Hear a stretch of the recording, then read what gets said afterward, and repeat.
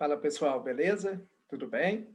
Então, hoje, nessa videoaula, eu vou falar para vocês sobre um certo aprofundamento da matéria sobre pilhas, certo? Eu quero falar um pouquinho para vocês sobre a relação da eletroquímica com a energia livre de Gibbs, ok? E também a questão da equação de Nernst, certo? Então, a parte de aprofundamento da matéria, certo? Que dependendo do vestibular que você vai fazer, dependendo do processo seletivo, né, que você vai fazer, às vezes pode te ajudar em alguma questão, tá bom? Então, colocando aqui para vocês os slides, certo? Tá aí, ó.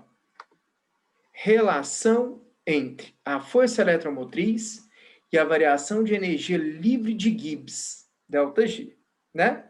Então, a gente sabe que essa energia livre de Gibbs, ela serve para a gente descobrir se um processo que está sendo analisado é espontâneo ou não espontâneo.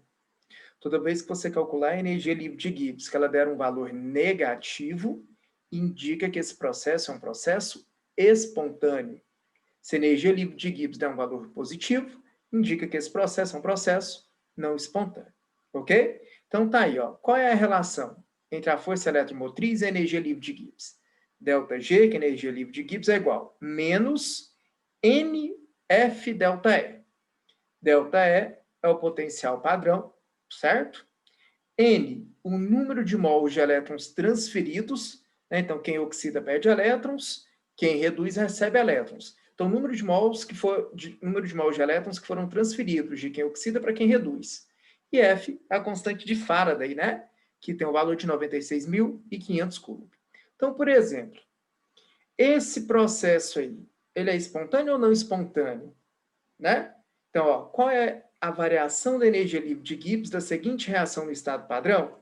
Então, eu calculando a energia livre de Gibbs aqui, eu sei saber se esse processo é espontâneo ou não espontâneo, né? E o exercício pediu para eu calcular essa energia livre de Gibbs. Então, olha só, nesse processo que o exercício me passou, o Br- está se transformando em Br2, ou seja, o bromo está oxidando.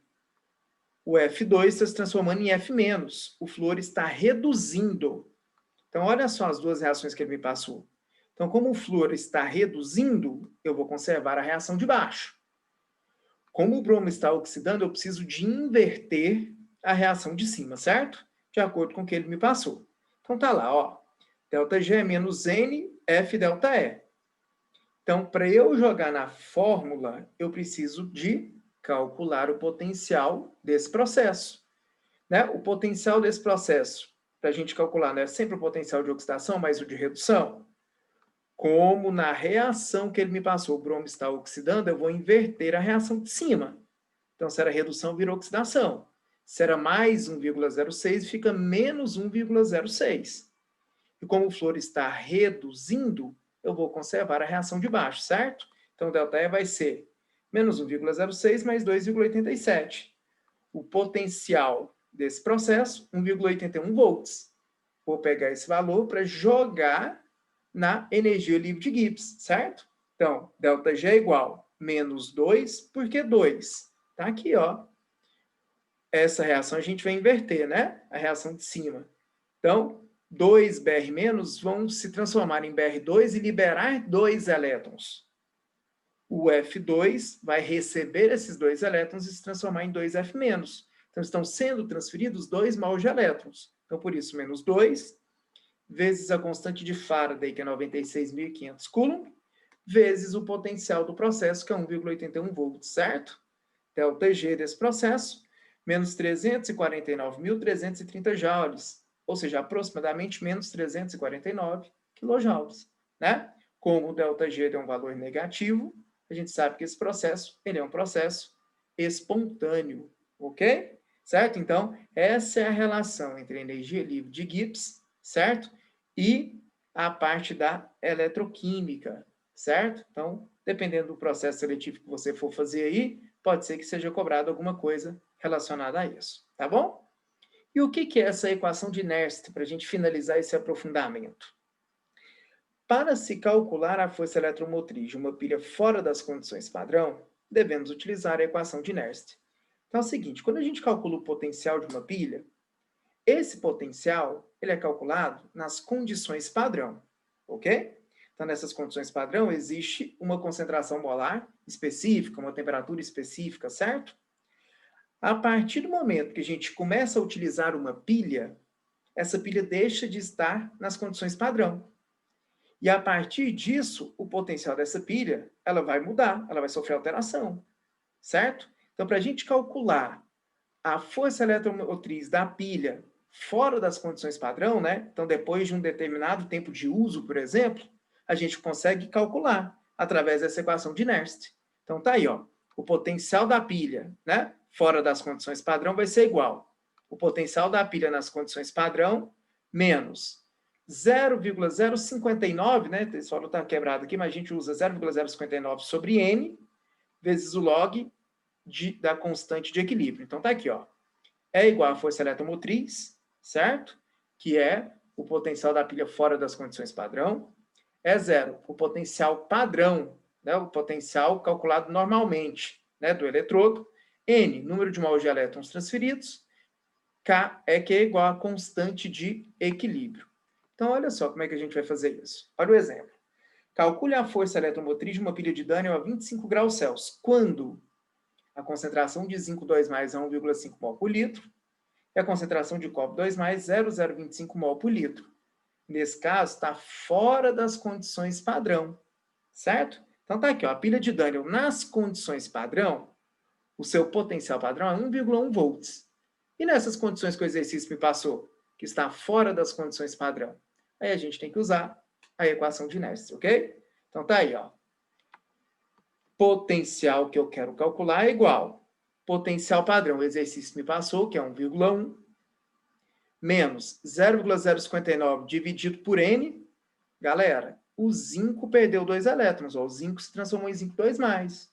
O cobre 2+ ganhou esses 2 elétrons para se transformar em cobre.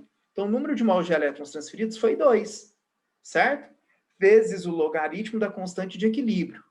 Toda constante de equilíbrio é a concentração dos produtos dividido pela concentração dos reagentes. Só que na constante de equilíbrio não participam sólidos, né?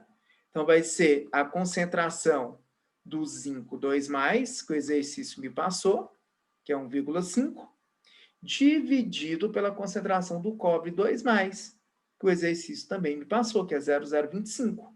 Então, olha só, fazendo a substituição, tá vendo? Potencial padrão 1,1, menos 0,059 sobre 2, porque foram 2 mols de elétrons, né? Transferidos, vezes o logaritmo da constante de equilíbrio, que é o produto sobre o reagente. Então, zinco 2+, 1,5, dividido pelo cobre 2+, que é 0,025. Ok? Então, eu vou descobrir qual é o potencial dessa pilha nessas condições, que não é nas condições padrão. Porque nas condições padrão já está ali, ó, que é 1,1 volts, né?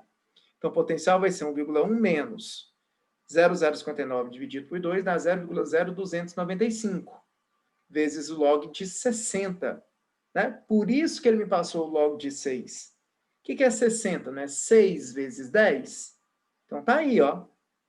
É igual a 1,1 menos 0,0295 vezes log de 60, né? Então, 60 é 6 vezes 10. Então, vai ser log de 6 mais o log de 10, né? Então, log de 6 vezes exercício me passou. Log de 10 a gente sabe que é 1, né? Então, 1,1 menos 0,0295 vezes 1,78. Potencial vai ser 1,1 menos 0,05. O potencial da pilha de Daniell nessas condições apresentadas pelo exercício vai ser 1,05 volts. Ok? Então, para a gente calcular o potencial nas condições padrão, é o simplesinho, né? Potencial é o potencial de oxidação, mais o potencial de redução. Pronto. Fora das condições padrão, a gente utiliza a equação de Nernst. Ok? Então, é isso. É o que eu falei. Um aprofundamento, né? Isso não cai tanto em vestibular, mas dependendo do processo seletivo que você for fazer, pode ser que seja trabalhada uma ou outra questão sobre isso, né? Por isso é importante passar esse aprofundamento aí para vocês, tá bom? Então é isso, galera. Valeu, grande abraço, até a próxima. Tchau.